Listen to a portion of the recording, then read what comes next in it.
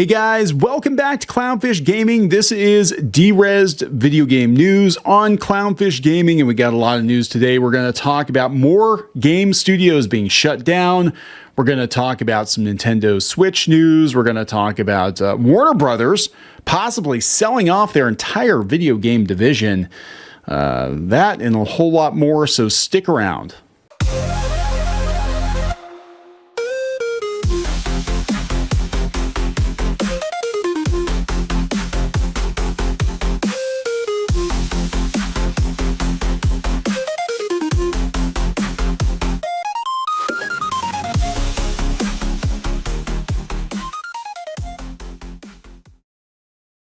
All right, guys, welcome back. Where are we gonna start? I think we're gonna start with this. Meta is closing Ready at Dawn Studios, the Echo VR developer. Have you heard about this?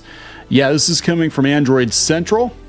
Echo VR developer Ready at Dawn Studios is now closed for business. This is another major gaming studio, AAA gaming. I guess it'd be AAA. Are they AAA? Yeah, it'd be AAA. I'm gonna call it AAA. Big gaming studio is shutting down. I mean, they're all shutting down. Like, all these studios are shutting down all of a sudden.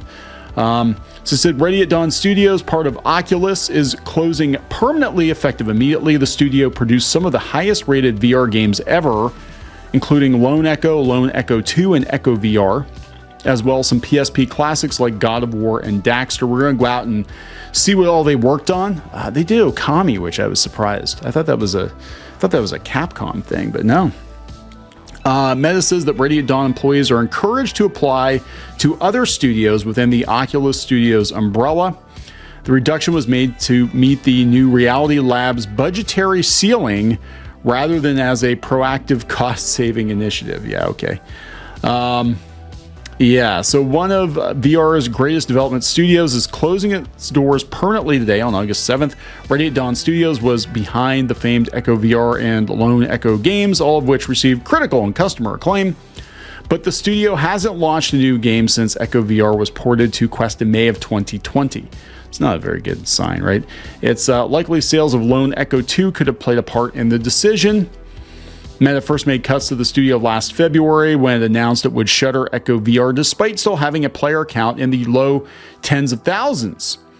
As noted by Meta CTO Andrew Bosworth at the time, it's worth noting that Meta just stated that Quest 3 sales are exceeding their expectations. Well, it didn't help, did it? Jeez. One report in mid-July said Meta was cutting its Reality Labs division's budget by 20% by 2026. An internal memo was sent to Meta employees by the VP of Oculus Studios, and it supports this reasoning. A Meta spokesperson told Android Central that the cuts weren't being made to save money. They're being made to ensure that Reality Labs stays within the new budgetary constraints. That's literally saving money. We're not cutting the studio to save money. We just have to save money. We have to stay within the budgetary constraints. It's all semantics, right? So Niche Gamer has an article on it. It's not very long. They said that it's comprised of former Naughty Dog and Blizzard Entertainment developers. Both of those studios laying people off, by the way. The studio was located in Irvine, California, and was eventually acquired by Meta in 2020, and then the cuts began. So this is what all they worked on. Daxter, minus Jack. God of War, Chain of Olympus. Okami, which is a good game. I could have swore that was a good game. Do you remember Okami? Do you remember the whole drama about the cover when it came out for Wii that had an IGN watermark on it? It was like, well, that's kind of embarrassing. God of War, Ghosts of Sparta, God of War Origins Collection, PS3, The Order, 1886, Deformers. Never played that one. Lone Echo, I actually haven't played that either. Echo Arena, Echo Combat, Lone Echo 2, Echo, more Echo, and whatever, Daxter. So this is coming from Inside Gamer. We're going to talk about another video game studio not doing good. This is going to be an ongoing theme, guys. I think this is going to happen. Very often this year. This is Insider Gaming. Warner Brothers looking to sell off its games division, report claims. So Warner Brothers, I did a video on the main Clownfish TV channel And they took a $9.1 billion write-down because all their linear TV networks are completely devalued. Like, things are not good, right? They're losing money. They said that CNN is worthless, Cartoon Network is worthless, all this stuff is worthless, right? And they said they're going to start selling off assets. They think Warner Brothers might actually wind up, putting itself up for sale.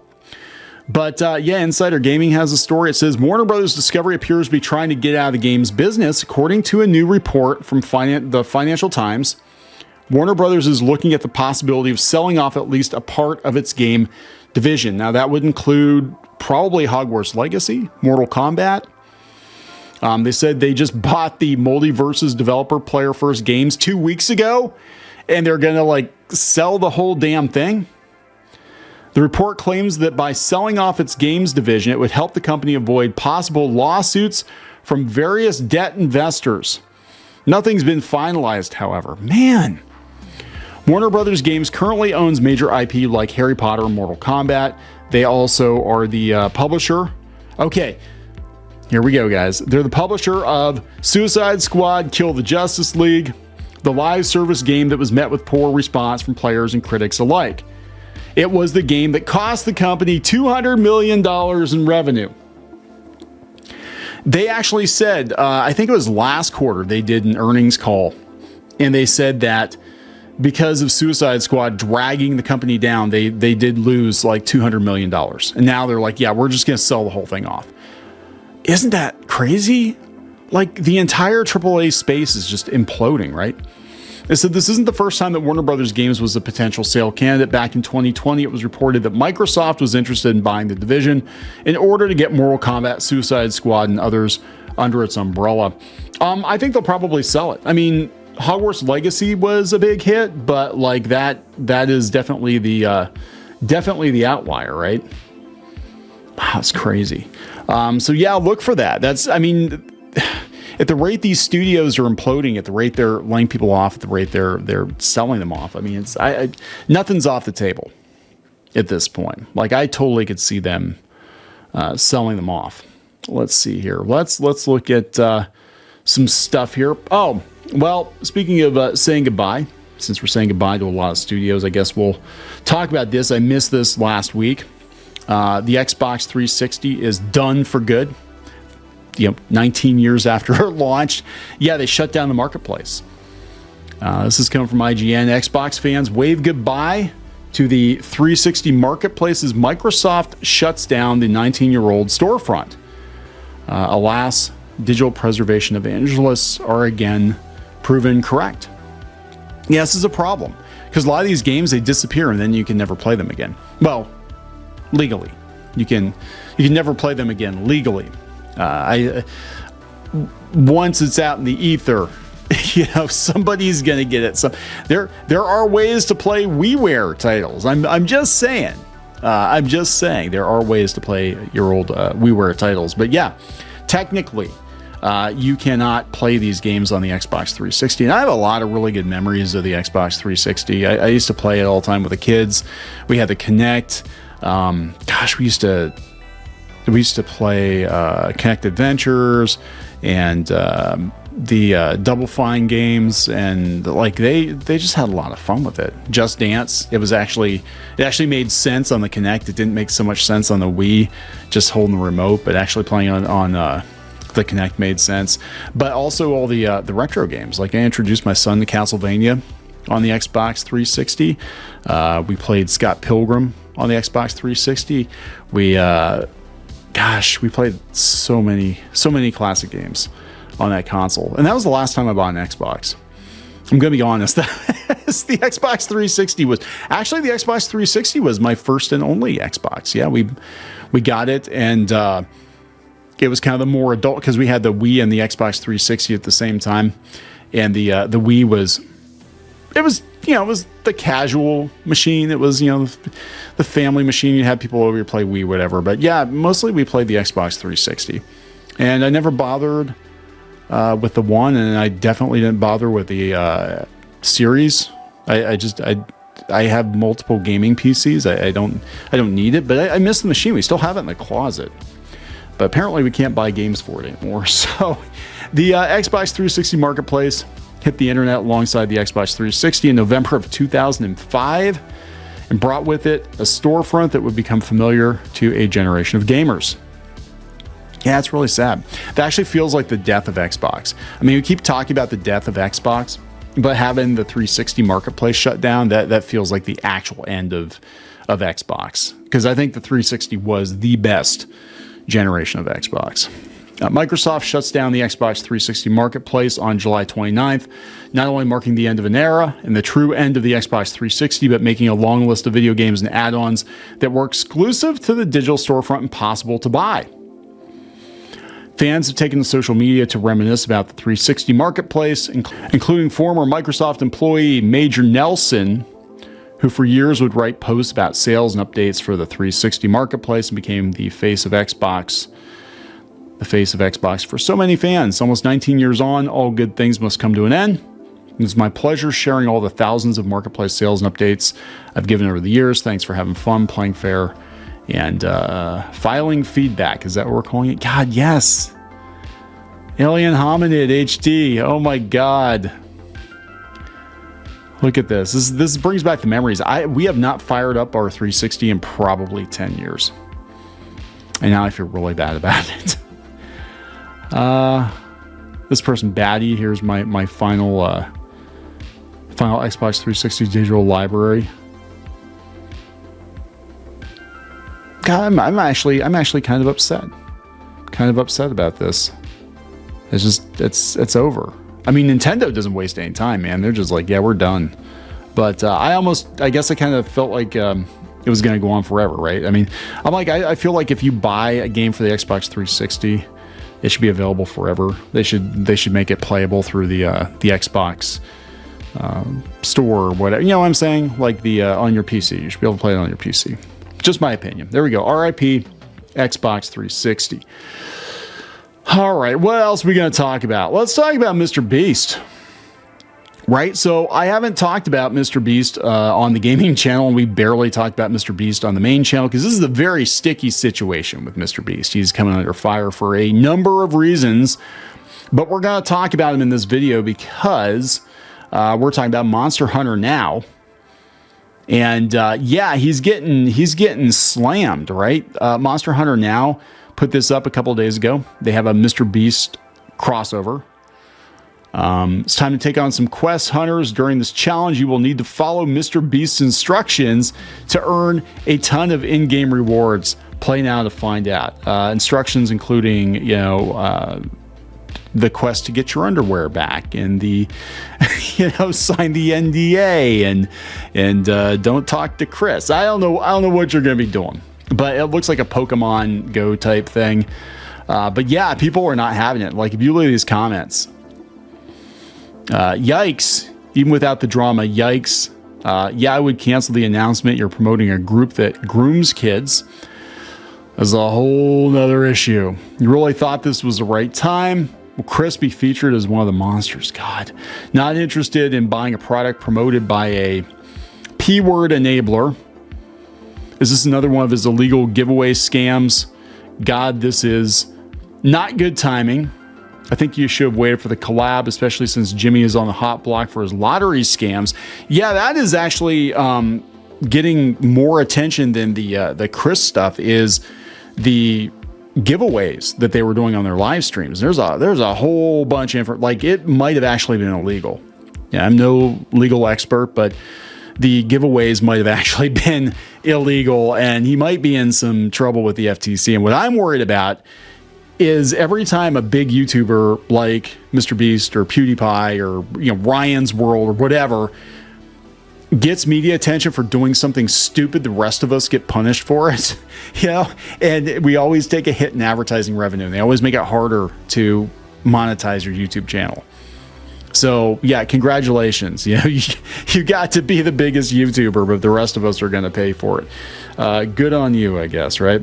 Whatever has he done for Monster Hunter? Does he even play Monster Hunter? Why not collab with people that are passionate about the game instead of a big name? Well, 300 million subs, you know? Who's the real monster now? What bad timing. You guys better shut this down. Oof. Oh, God, that's just self-explanatory. Bruh, read the room. Yeah, they're not having it. People are not happy. So I don't know how this is going to go for them. But they're really not happy about this. Let's see if they've had any updates. Not really. They just kind of dropped it a couple days ago and said, yeah. There we go. People might have forgotten about it already. Like, this is not, MrBeast is not something I think about when I think about Monster Hunter.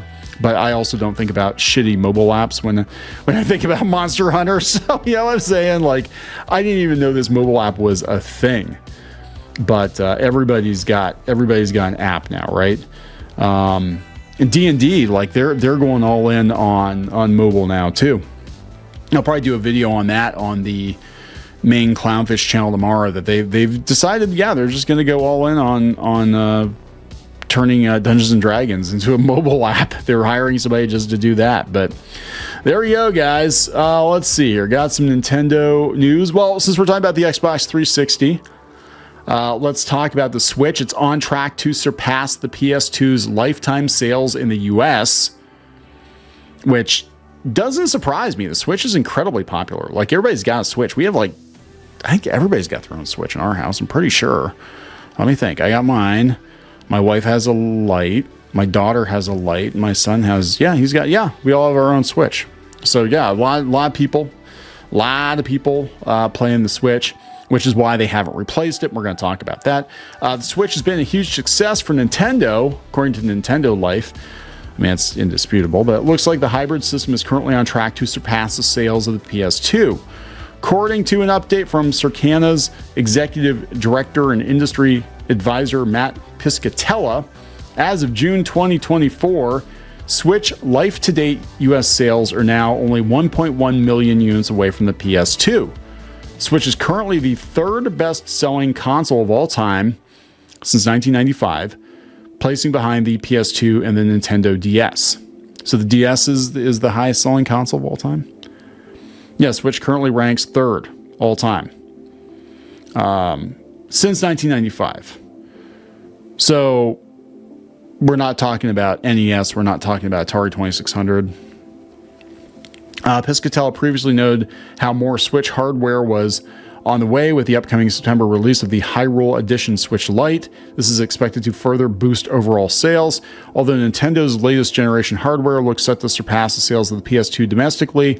According to PlayStation's ex-CEO Jim Ryan, it might be a while before it matches the PS2's worldwide sales. Okay, Switch currently has sold 143 million units as of the 30th of June 2024, while the PS2 had 160 million units worldwide.